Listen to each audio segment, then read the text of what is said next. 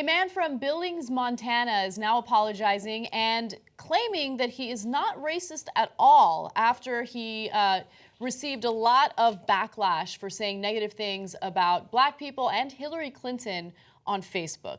Now, this all started when there was a video posted on Facebook which showed a group of black people beating up a white guy. That's how it's being described in the media. And apparently this man, Larry Heafner, who is the owner of the coffee shop, Tavern, which is set to launch pretty soon, commented and said the following: "These fucking monkeys would be hanging if I saw this shit. You don't see white people do this shit."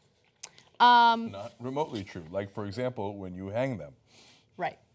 So that was just one of many comments that he posted on Facebook that got him in a lot of trouble. Let me give you some more examples. Before last week's election, Heafner shared an image of Trump in the White House with a caption that read, "If Trump wins the election, it'll be the first time in history that a billionaire moves into public housing vacated by a black family." He also wrote in an earlier post about Hillary Clinton, she needs, I guess, to be fucked with a bat right up her liberal fucking ass.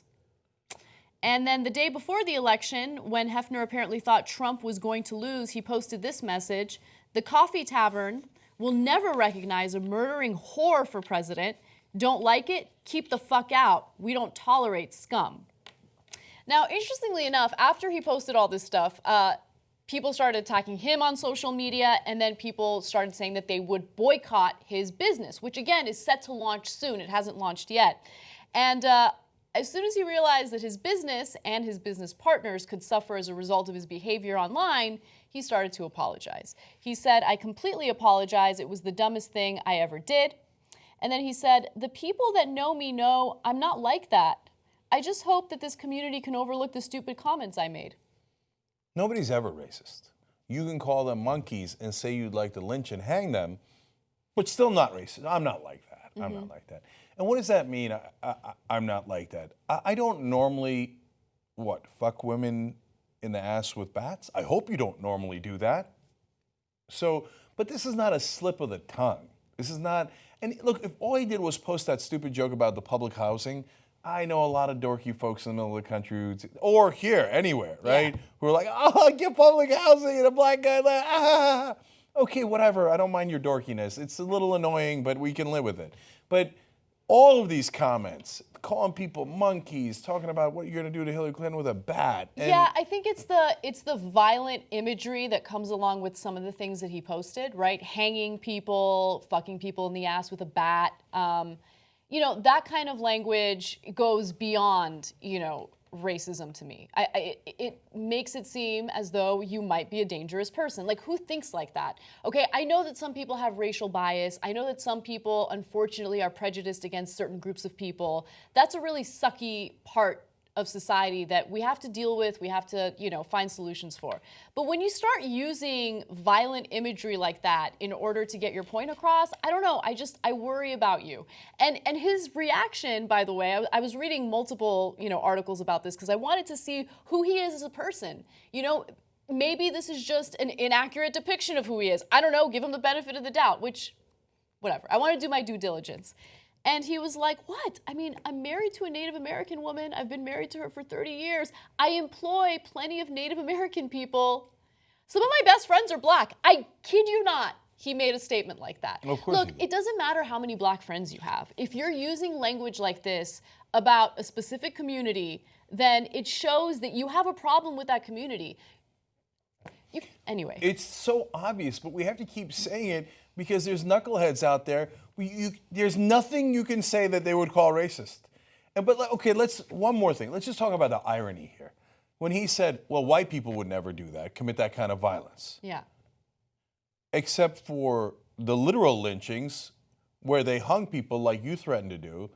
And you say, "Oh, that's in history. Don't go back to history." Because if you go back to history, a lot of white folks did a lot of terrible violence. But who went back to history? Did we go back to history or did he go back to history? Why did he specifically mention hangings? Why did you mention hangings in the context of a group of black people that you disagreed with? Yeah. You went back to history, right? Yeah. Like, I'm so tired of that. I'm so tired of that argument. Let's move forward. No, you guys keep bringing all that violent imagery back up. And so I'm not saying that in the context of white people are bad. That's preposterous because we don't think like you guys. We're not idiots who characterize based on race. I don't think Anna did any of that. Okay, that's not how it works. But when you say, no, white people are above it. We never do violence. And fine, you don't want to go into history. How about all the right-wingers who are white? There was the guys who were planning to blow up all the Somalis that we just caught.